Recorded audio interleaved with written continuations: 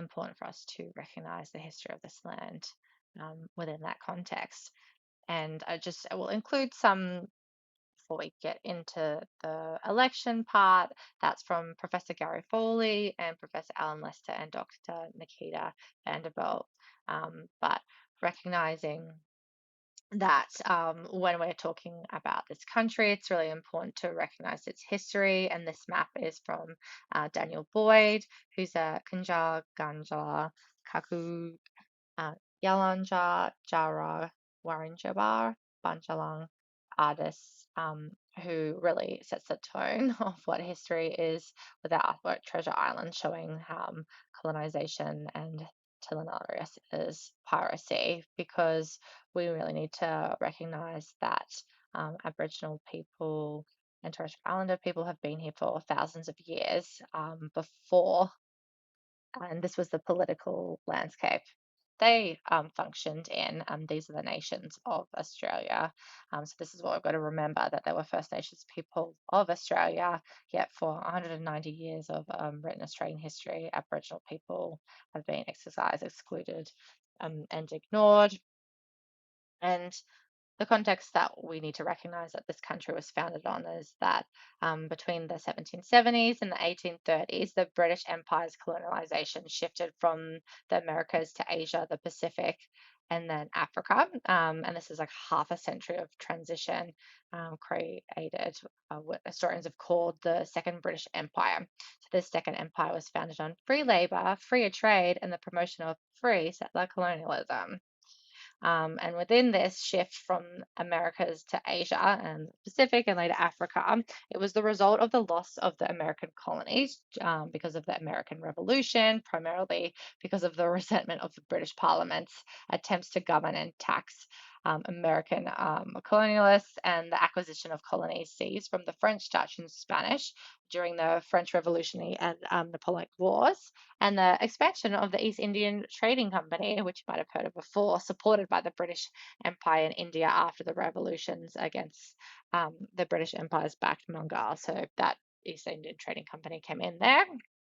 So you can see here, this is what it looked like in 1770 to 1820s when Captain Cook came in, and how that actually started in that 1770s. Captain Cook reported back to Britain that Australia looked like it would be a good place to set up a penal colony after the loss of the Americas. So then in 88, the 11 ships that encompassed the first fleet came to Sydney's Botany Bay here. So you can see by 1820 how much of the land had been colonized. And this marks the beginning of the frontier wars of this country, the invasion and the colonization, and the fighting and resistance that would occur from First Nations people. So when we're talking about the frontier wars, we are really referring to all the massacres, the wars, and the incidents of resistance since the beginning of the arrival of the colonists in this country. So the wars are said to end in 1934. But yeah, we kind of raise how the Australian government has continued to use violence and oppression against First Nations communities that have continued today in different forms. But so does First Nations resilience, as we've seen, ever increasing participations in Invasion Day and Day of Mourning events across this land. But yeah, in the mid 1880s, the movement for federation started, and a federation is a group of organizations, countries, or regions joined together to form a larger government or organization. So up until the 1850s, each colony was run by a non-elected governor appointed by the British Parliament. But then there was a Eureka Stockade, where there was rebellion by gold miners in Ballarat that you might remember from primary school doing in 1854, which was a response to the government's management of the goldfields. So this battle, the Eureka Stockade, is considered to be the beginning of Australian democracy, and the idea gained momentum after Canada's unification in 1967. So in the late 1890s, conventions were held and a constitution was drafted. And then the British Parliament passed the constitution in the 1900s, approved through referenda, negotiations with Britain. You got to get that first before Australia became a federation in 1901.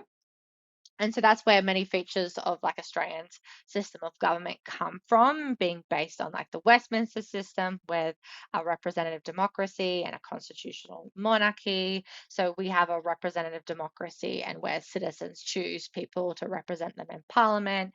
And we have a constitutional monarchy, which is a king or queen as the head of state, but has limited power. So they must follow the country's constitution and follow accepted practices known as conventions.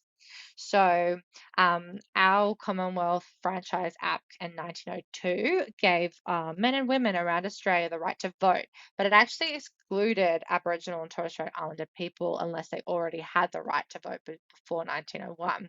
So, this meant that while Aboriginal men could vote in Victoria, New South Wales, and South Australia because they had the right to vote before 1901, it took until much later, 1984, until Aboriginal and Torres Strait Islander people were politically equivalent with other Australians under the Commonwealth Electoral Amendment Act.